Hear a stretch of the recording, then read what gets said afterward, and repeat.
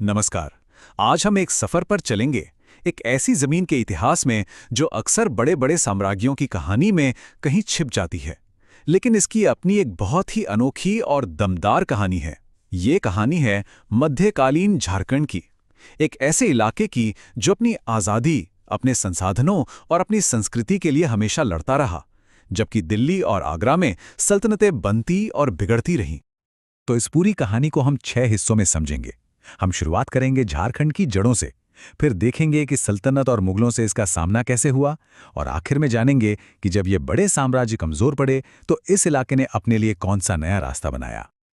अच्छा, तो इससे पहले कि दिल्ली या आगरा के सुल्तानों की नजर यहां पड़ती, झारखंड कैसा था? क्या यह सिर्फ एक वीरान जंगल था? जी नहीं, बिल्कुल नहीं।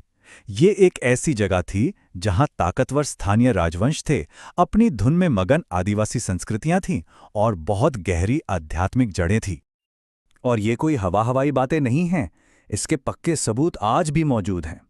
जरा इस महामाया मंदिर को देखिए, जिसे 908 ईस्वी में नागवंशी राजा गजघट राय ने बनवाया था। ये सिर्फ पत्थर की एक इमारत नहीं है, बल्कि ये इस बात का जीता जागता सबूत है कि ये इलाका कितना पुराना, आत्मनिर्भर और सांस्कृतिक रूप से कितना अमीर था। लेकिन देखिए, ये जो अलग थलग रहना था वो हमेशा तो नहीं चल सकता था, है ना? जैसे ही दिल्ली सल्तनत की ताकत बढ़ी, उनकी नज़र झारखंड के जंगलों और पहाड़ों पर आ टिकी, और बस यहीं से इस इलाके के लिए सब कुछ बदलने वाला था। और ये कोई एक आध हमला नहीं था। जैसा कि यहां साफ दिख रहा है, 13वीं सदी से लेकर 14वीं सदी के आखिर तक सुल्तान लगातार अपनी फौजें भेजते रहे। मतलब साफ था, झारखंड के संसाधन और इसकी स्ट्रेटेजिक लोकेशन दोनों को अनदेखा करना नामुमकिन था। ये एक लगातार बना हुआ प्रेशर था, जिसने इस इलाके की शक्ल हमेशा के लिए बदल दी। और फिर एंट्री होती है मुगलों की। देखिए, अगर सल्तनत ने झारखंड के दरवाजे पर सिर्फ दस्तक दी थी, तो अकबर के आने पर मुगलों ने वो दरवाजा एक तरह से तोड़ ही दिया। यहीं से शुरू हुआ कंट्रोल का एक नया और ज्यादा ऑर्गेनाइज्ड दौर। साल 1585 ये एक टर्निंग पॉइंट था। अकबर के कमांडर शाहबाज खान ने यहाँ के नागवंशी राजा को झुका दिया, उन्हें अधीनता मानने पर मजबूर कर दिया, और रातों रात झारखंड की हैसियत बदल गई। अब वो कोई दूर दराज का आज़ाद राज्य नहीं था, बल्कि एक मालगुजार बन चुका था। मतलब एक ऐसा राज्य जिसे ताकतवर मुगल सल्तनत को टैक्स देना ही था। तो अकबर ने तो झारखंड को अपने नीचे ला दिया, लेकिन उसके बेटे जहांगीर का इस इलाके से एक अलग ही लगाव था, एक जुनून था। और ये जुनून जमीन के लिए नहीं था, बल्कि उस बेशकीमती चीज के लिए था जो यहाँ की नदियों में छुपी थी। जहांगीर के लिए झारखंड का मतलब था सिर्फ एक चीज, हीरे। उसे इलाका जीतने से ज्यादा फिक्र उन कीमती पत्थरों पर कब्जा करने की थी, जिनसे मुगल खजाना लबालब भर सकता था। और हमें इसका अंदाजा लगाने की भी जरूरत नहीं है। जहांगीर ने खुद अपनी बायोग्राफी तुजुक-ए-जहांगीरी में साफ साफ लिखा है कि शंख नदी हीरो के लिए मशहूर थी। मतलब मकसद एकदम सीधा और शाही रिकॉर्ड में दर्ज था। और यहीं से शुरू होती है राजा दुर्जनसाल की वो कहानी जिस पर यकीन करना मुश्किल है। जरा सोचिए, एक राजा को उसी के राज्य के हीरो के लिए पकड़कर 12 साल के लिए जेल में डाल दिया जाता है, और फिर आज़ादी भी उसी वजह से मिलती है। क्यों? क्योंकि असली हीरे की परख सिर्फ उसी को थी। ये सौदा भी कमाल का था, 6,000 रुपए सालाना टैक्स के बदले पूरा राजपाट वापस। तो जहांगीर के दौर के इस पूरे ड्रामे के बाद शाहजहां के वक्त में थोड़ी शांति आई, रिश्ते बेहतर हुए और यहाँ के राजाओं ने मंदिर वगैरह भी बनवाए।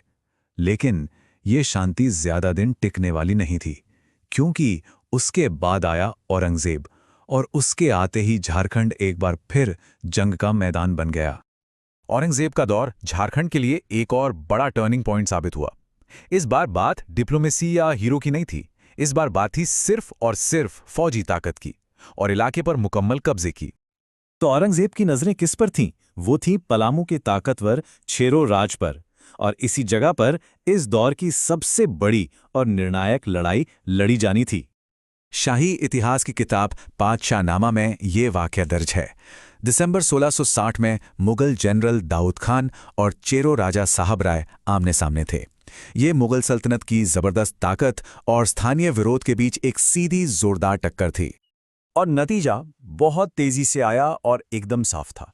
चिरो राजा की हार हुई और स्ट्रेटेजिक रूप से बेहद अहम पलामू का किला मुगलों के कब्जे में आ गया। इसके साथ ही ये पूरा इलाका सीधे सीधे मुगल एडमिनिस्ट्रेशन के अंडर आ गया। मतलब शाही कंट्रोल अब पहले से कई ज्यादा मजबूत हो चुका था।